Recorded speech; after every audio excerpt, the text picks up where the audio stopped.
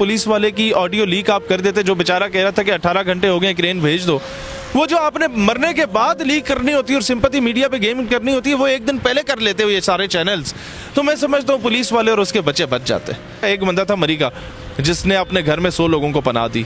वो मदरसों वालों को मैं देता हूँ, चाहे वो शिया हैं, सुन्नी हैं, देवबंदी हैं, अहले हदीस हैं, कोई भी हैं, सारे मदरसे खुल गए और उन्होंने कहा भाई हम नहीं पूछेंगे तुम्हारा मसलक क्या है, उन्होंने सबको पनाह दी। लोग बिलक बिलक के मर रहे हैं, उनके पास खाने को कुछ नहीं है।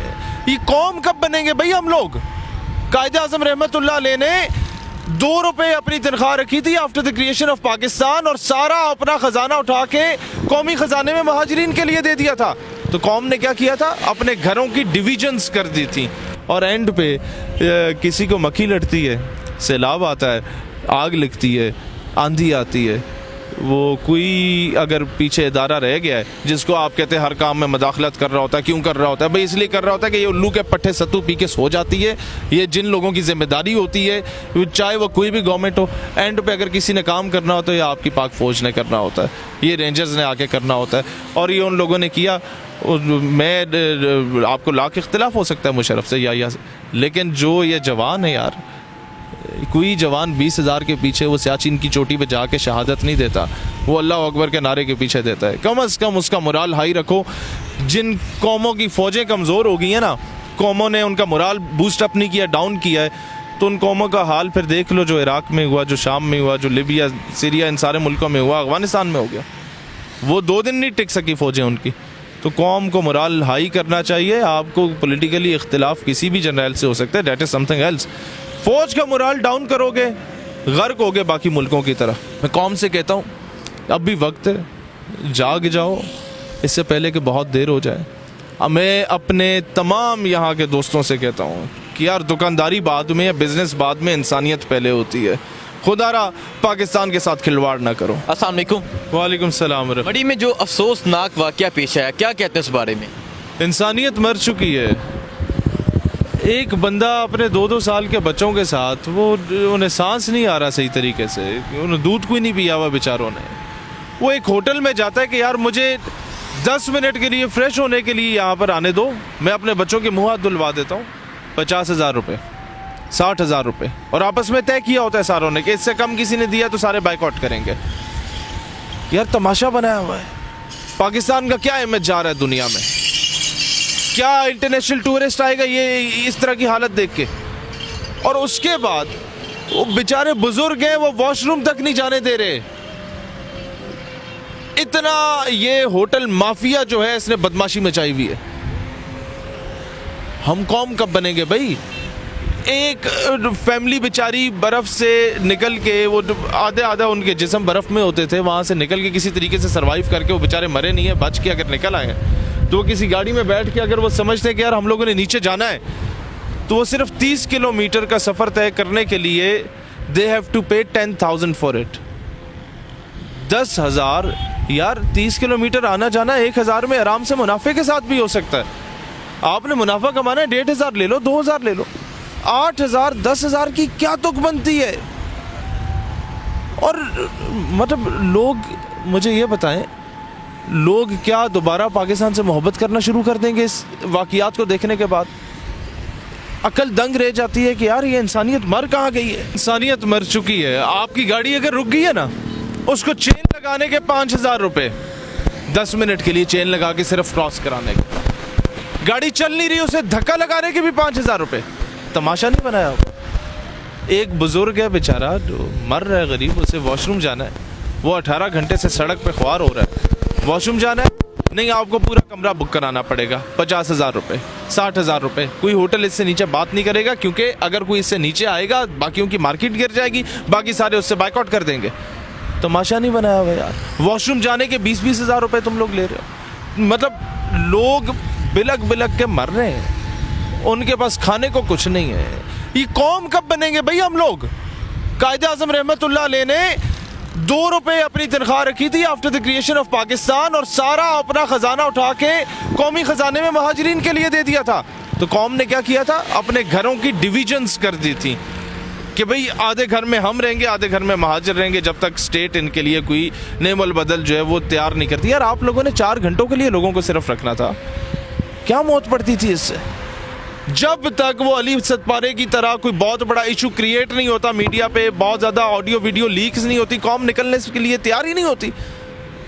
ये कौम कब बनेंगे भाई हम लोग?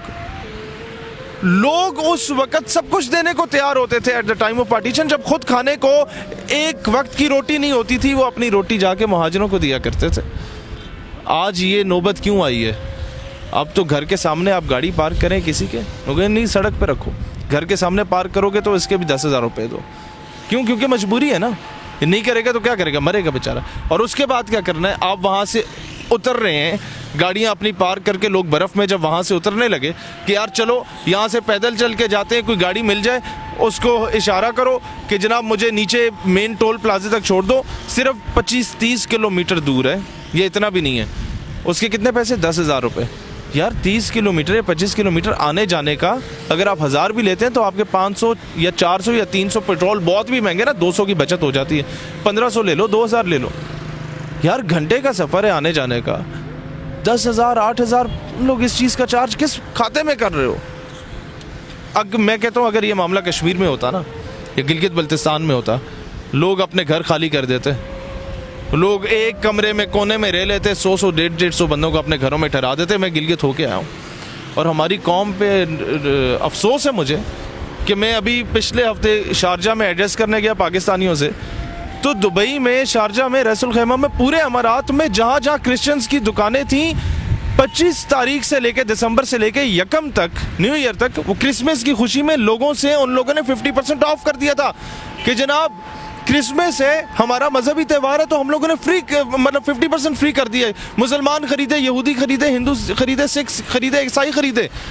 हम यहाँ पर 100 रुपये के दर्जन केले होते हैं, 250 दर्जन के कर देते हैं रमज़ान में, हम लोग ये सिला दे रहे होते हैं। यार दुनिया कहाँ मर चुकी है, हम लोग हमारी इंसानियत मर चुकी है, हमारे कायदे आज़म के अकवाल हमारी नज़र में मर चुके हैं कि हम लोगों ने उसको वो वेटेज ही नहीं दी, वो इम्पोर्टेंस ही नहीं थी। कुदरतुल्लाह शहाब अपनी किताब में लिखता है कि जब मैं कश्मीर में था तो पाकिस्तान को बने जुमा 8 दिन हुए थे, तो वो एक कपड़े फटे हुए थे बुजुर्गों के, मियाँ बीवी जा रहे थे और एक बोरी उठाई हुई थी। हमने उनसे पूछा गाड़ी में बिठा के कि कहाँ जा रहे हो? कहते हैं बैतुल माल तक हमें छोड़ाओ। हमने कहा बुजुर्गों शर्म नहीं आती, पाकिस्तान को बने जुमा 8 दिन हुए और तुम जाके कर्जे मांग रहे हो? कहते नहीं। उनके जवाब ने मुझे शर्मिंदा कर दिया। जवाब ये था कि बेटा जो लोगों के सोने हीरे जवाहरात थे ना, या कोई बालियाँ या वो जेवर था जो जिनके हाथ पांव कटे हुए थे, शहीद हो गए थे, वो हम इकट्ठा करके सरकारी ख़जाने में जमा करा रहे हैं, शायद पाकिस्तान की रियासत को कोई फ़ायदा हो जाए। यार वो कौम किधर गई है?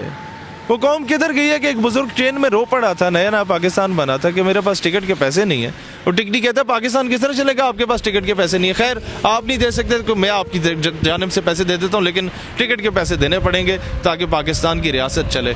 लोग कुर्बानियाँ देते थे, वो पाकिस्तान किधर गया? अब तो कंडक्टर गाड़ी से उतार देता है, आपके पास 2 रुपये किराया कम हो तो। वो इंसानियत किधर मर चुकी है यार? हम कौम कब बनेंगे? हजूम है हजूम। मैं कहता हूँ कुछ 2-4 महीनों के लिए हमें कश्मीरी और गिलगितियों को ला के इस्लामाबाद में, मरी में, पिंडी में, अपने लाहौर में लाना पड़ेगा, वो आके लोगों को सिखाएं। यार हम वो पुलिस वाले की ऑडियो लीक आप कर देते जो बेचारा कह रहा था कि 18 घंटे हो गए, क्रेन भेज दो। वो जो आपने मरने के बाद लीक करनी होती है और सिंपैथी मीडिया पे गेम करनी होती है, वो एक दिन पहले कर लेते हुए ये सारे चैनल्स, तो मैं समझता हूँ पुलिस वाले और उसके बच्चे बच जाते। मैं समझता हूँ अगर ये सारी चीज़ें आप लोगों ने मरने के बाद मैयत पे ही रोला डालना होता है ना, वो अगर आप पहले कर लेते तो मरी का ये हाल ना होता और पाकिस्तान का हमें जिस तरीके से टॉर्नेट चला होता। लोग बाद में फ़ोटो सेशन के लिए पहुँच जाते हैं सारे वहाँ पे, वक्त पे कोई भी कौमी हमदर्दी या यकजहती का सबूत देते हुए वहाँ मैदान में नहीं आता। हाँ एक क्रेडिट मैं दूंगा, एक बंदा था मरी का जिसने अपने घर में 100 लोगों को पनाह दी। वो मदरसों वालों को मैं देता हूँ, चाहे वो शिया हैं, सुन्नी हैं, देवबंदी हैं, अहले हदीस हैं, कोई भी हैं, सारे मदरसे खुल गए और उन्होंने कहा भाई हम नहीं पूछेंगे तुम्हारा मसलक क्या है, उन्होंने सबको पनाह दी।